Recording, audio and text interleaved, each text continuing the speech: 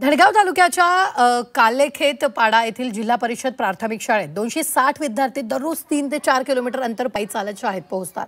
या प्रवासाचा शैक्षणिक दृष्टीने उपयोग होण्यासाठी शिक्षकांनी विद्यार्थ्यांना गटांमध्ये विभागून प्रत्येक गटाला एक पाढा नेता दिला। शाळेत जाताना हे विद्यार्थी तालासुरात पाढे म्हणत गाणी गात किंवा प्रश्नोत्तराच्या माध्यमातून गणिताचा सराव करतात। या उपक्रमामुळे विद्यार्थ्यांची गणितातील गती अचूकता वाढली असून आत्मविश्वासही दुणावला। त्यामुळे पायी पाढे ही छोटीशी कल्पना आता इतर दुर्गम भागातील शाळांसाठीही प्रेरणादायी ठरते।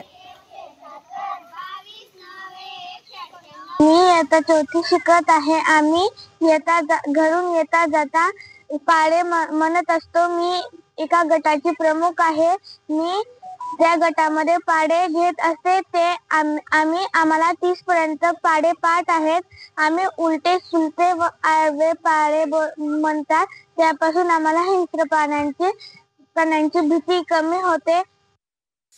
पायी पायी पाढे हा उपक्रम घेतला। या उपक्रमामुळे लांबच्या पाड्यातून मुलं आपल्या शाळेमध्ये येत असताना रस्त्यामध्ये अनेक अडचणी येत होत्या, तर त्याच्यावरती उपाय म्हणून आम्ही पाढे पाठांतराची ही पायी पायी पाढे हा उपक्रम घेतला।